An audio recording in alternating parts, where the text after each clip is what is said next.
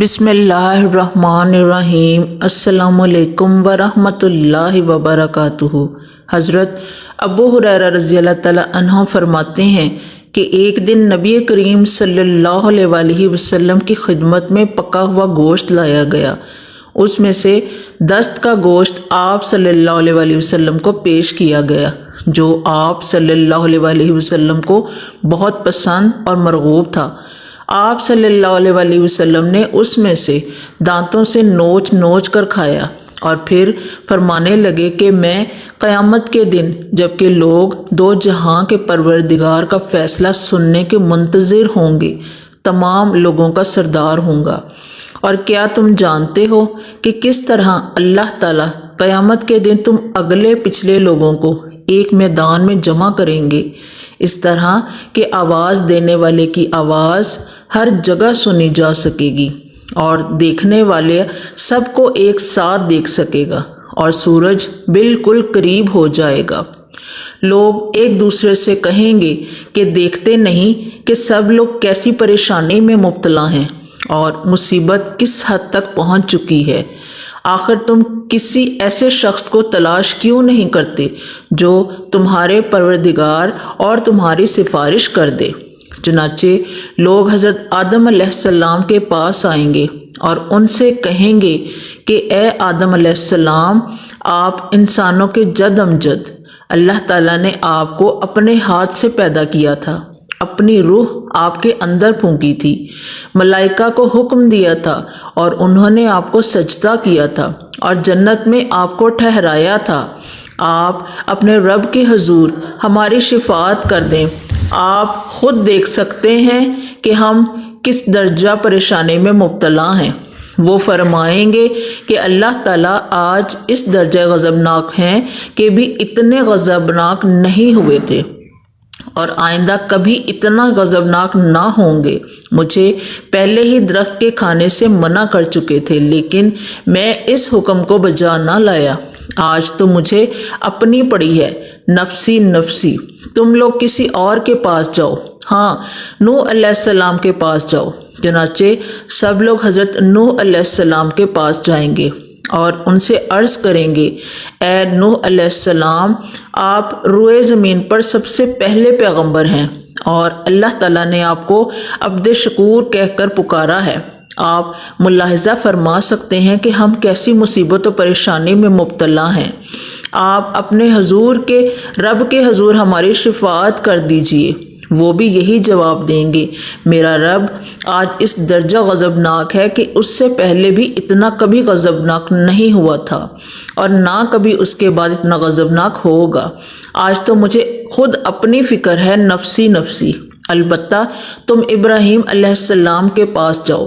چنانچہ وہ ابراہیم علیہ السلام کے پاس حاضر ہوں گے اور عرض کریں گے کہ آپ اللہ کے نبی ہیں اور روئے زمین پر بسنے والے لوگوں میں سے اللہ کے خلیل دوست ہیں۔ آپ ملاحظہ کر سکتے ہیں کہ ہم کس درجہ پریشانی میں مبتلا ہیں اور کس قدر مصیبت سے دوچار ہیں۔ ابراہیم علیہ السلام بھی ان کو یہی جواب دیں گے کہ میرا پروردگار آج اس قدر غضبناک ہے کہ اس سے پہلے کبھی اتنا غضبناک نہیں ہوا تھا اور نہ بھی اس کے بعد اتنا غضبناک ہوگا۔ ابراہیم علیہ السلام اپنے جھوٹ کا ذکر کریں گے اور فرمائیں گے کہ مجھے تو خود اپنی جان کی پڑی ہے، نفسی نفسی۔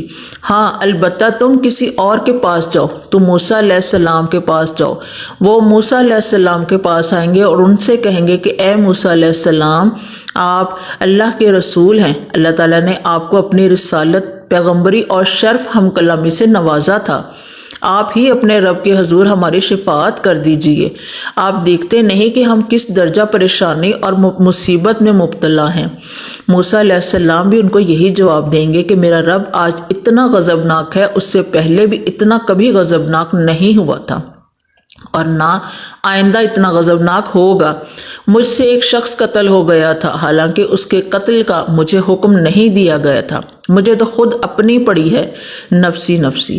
ہاں تم عیسیٰ علیہ السلام کے پاس جاؤ۔ چنانچہ سب لوگ حضرت عیسیٰ علیہ السلام کے پاس حاضر ہوں گے اور ان سے عرض کریں گے کہ اے عیسیٰ علیہ السلام، آپ اللہ کے رسول ہیں، آپ نے گہوارہ میں لوگوں سے باتیں کی، آپ کلامت اللہ ہیں اور روح اللہ ہیں، آپ ہی اپنے رب کے حضور ہماری شفاعت کر دیجئے۔ آپ ملاحظہ فرما سکتے ہیں کہ ہم کیسی پریشانی اور مصیبت میں مبتلا ہیں۔ حضرت عیسیٰ علیہ السلام بھی ان کو یہی کہیں گے کہ آج میرا رب جتنا غضبناک ہے اس سے پہلے کبھی اتنا غضبناک نہیں ہوا تھا اور نہ آئندہ کبھی اتنا غضبناک ہوگا۔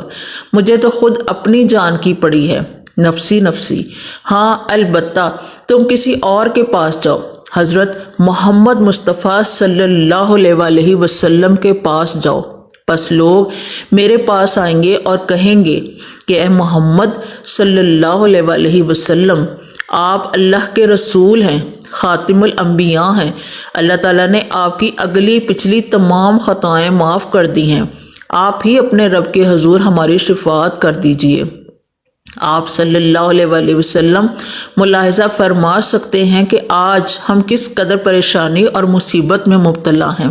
حضور صلی اللہ علیہ وآلہ وسلم فرماتے ہیں کہ چنانچہ میں چلوں گا اور عرش کے نیچے آؤں گا اور اپنے رب کے حضور سجدہ ریز ہو جاؤں گا، پھر اللہ تعالیٰ مجھ پر اپنی حمد و ثنا کے وہ الفاظ اور اسلوب منکشف اور القا کرے گا جو مجھ سے پہلے اس نے کسی پر منکشف اور القا نہیں کیے ہوں گے۔